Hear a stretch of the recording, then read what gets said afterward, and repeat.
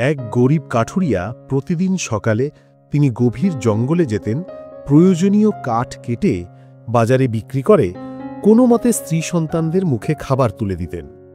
একদিন ভোরে তিনি যখন কুড়াল তুললেন, ঠিক তখনই রাগী চেহারার এক শক্তিশালী জিন তার সামনে হাজির হল।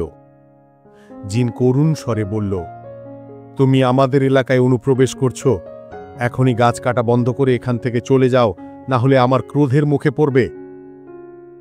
কাঠুরে ভয় পেল, সত্যি কথা বললেন, হে জিন, আমার পরিবার অভুক্ত, এই কাঠ ছাড়া আমাদের আর কোনো উপায় নেই, আমি কি করব? মানুষটির অসহায়ত্ব দেখে জিনের মনে মায়া হল। সে কাঠুরের পেছনে আঙুল দিয়ে দেখালো, সেখানে দাঁড়িয়েছিল একটি অদ্ভুত রঙের ভেড়া। ভেড়ার অর্ধেক ছিল ধবধবে সাদা আর অর্ধেক উজ্জ্বল হলুদ। জিন বলল, এটা নিয়ে যাও, তুমি সাদার দিক থেকে দুধ পাবে আর হলুদের দিক থেকে মাখন। এই কল্যাণ কখনো শেষ হবে না, তবে মনে রেখো, এরপর যেন তোমাকে আর কখনো এখানে না দেখি। কাঠুরে ভেড়াটি নিয়ে আনন্দে বাড়ি ফিরলেন। জিনের কথা মতোই তার স্ত্রী যখনই ভেড়ার ওলান স্পর্শ করলেন, তখনই তা দুধ আর মাখনে ভরে উঠল। তারা দ্রুত সেই জিনিস বিক্রি করে ধনী হয়ে গেলেন, তাদের অভাব দূর হল। তাদের ধনী হওয়া দেখে পাশের বাড়ির এক লোভী প্রতিবেশী হিংসে জ্বলতে শুরু করল। সে তার স্ত্রীকে পাঠালো কাঠুরের বাড়িতে বন্ধুত্বের ভান করে ভেড়ার রহস্য জানতে। সেই রাতেই সেই ঈর্ষাপরায়ণ প্রতিবেশী চুপিসারে কাঠুরের উঠোনে ঢুকল, জাদুকরি ভেড়াটি চুরি করে নিয়ে গেল এবং তার জায়গায় একটি সাধারণ ভেড়া রেখে দিল। পরের দিন সকালে সামান্য দুধ দেখে কাঠুরে বুঝতে পারলেন তিনি প্রতারিত হয়েছেন।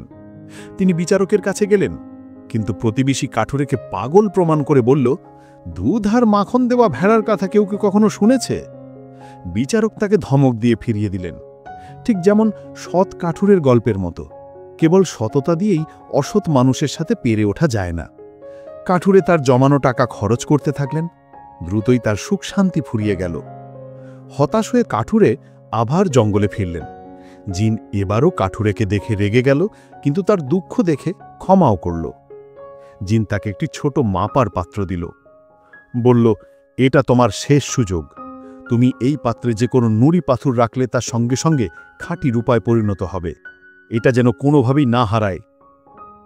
কাঠুরে এবার সত্যিই খুশি হলেন। তিনি আবার ধনী হলেন। একদিন তিনি রূপা রাখার জন্য প্রতিবেশীর কাছ থেকে একটি বড় বাক্স ধার চাইলেন। বাক্স ফেরত দেওয়ার সময় কাঠুরের স্ত্রী খেয়াল করলেন না যে বাক্সের কোণে রূপা হয়ে যাওয়া একটি ছোট্ট নুড়ি পাথর আটকে আছে। প্রতিবেশী নারী সেটি খুঁজে পেলেন এবং বুঝে গেলেন কাঠুরের নতুন রহস্য। এই প্রতিবেশীর লোভ ছিল সেই গল্পের কৃষকের মতো, যে সোনার ডিম পাড়া হাঁসটিকেও লোভের বশ মেরে ফেলেছিল। সেই রাতেই প্রতিবেশী জাদুকরি পাত্রটি চুরি করে তার বদলে একটি নকল পাত্র রেখে দিল। কাঠুরে আবার প্রতারিত হলেন, আবার সব হারালেন। মন ভেঙে যাওয়া কাঠুরে কাঁদতে কাঁদতে জিনের কাছে গেলেন। জিন এবার কঠিন স্বরে বলল, আমি তোমাকে দুটি উপহার দিলাম, আর তুমি দুটোই হারালে। তুমি কিসের যোগ্য? মহৎ জিন, কাঠুরে বললেন, আমার প্রতিবেশী আমার সব চুরি করেছে, আমি শুধু আমার সম্পদ রক্ষা করতে চাই। জিন এবার শেষবারের মতো নরম হল, তাকে একটি ছোট কাঠের বাক্স দিল, বলল, এটা হলো তোমার সুরক্ষার জন্য। বাক্স খুললে একটি ছোট মানুষ বের হবে, সে তোমার আদেশ পালন করবে, যারা তোমার ক্ষতি করেছে তাদের শাস্তি দেবে এবং তোমার সম্পদ পাহারা দেবে। এটি সাবধানে রাখবে, খেলার ছলে ব্যবহার করবে না। কাঠুরে বাড়ি এসে ছোট মানুষটিকে নির্দেশ দিলেন প্রতিবেশীর কাছ থেকে ভেড়া আর পাত্র ফিরিয়ে আনতে। ছোট মানুষটি চোখের পলকে প্রতিবেশীর বাড়িতে গেল, তাকে বেদম মার দিল এবং চুরি যাওয়া সব জিনিস ফিরিয়ে আনল। মার খেয়ে প্রতিবেশী বিচারকের কাছে অভিযোগ করল। বিচারক সৈন্য নিয়ে কাঠুরের বাড়িতে এলেন। বিচারক বললেন, তোমার আক্রমণকারীকে দেখাও। কাঠুরে শান্তভাবে বাক্সটি বের করে খুলল। ছোট মানুষটি বের হয়ে জিজ্ঞেস করল, আপনার কি আদেশ? কাঠুরে প্রতিবেশী এবং সৈন্যদের দিকে ইঙ্গিত করে বললেন, এইখানে উপস্থিত সমস্ত মিথ্যাবাদী অত্যাচারীকে শাস্তি দাও। ছোট মানুষটি দৌড়ে গিয়ে প্রতিবেশীকে এবং তারপর বিচারকের কথায় সায় দেওয়া সৈন্যদের মারতে শুরু করল। বিচারক সব দেখে অবাক হয়ে গেলেন। তিনি হেসে বললেন, আমি তোমাকে বিশ্বাস করি, তুমি সত্যিই একজন ক্ষতিগ্রস্ত মানুষ, আর তোমার প্রতিবেশী একজন শয়তান। বিচারক আনুষ্ঠানিকভাবে কাঠুরেকে তার ভেড়া আর পাত্র ফিরিয়ে দেওয়ার নির্দেশ দিলেন এবং প্রতিবেশীকে কঠিন শাস্তি দেওয়ার হুকুম দিলেন। কাঠুরে অবশেষে শান্তি ও সমৃদ্ধি নিয়ে বসবাস করতে লাগলেন।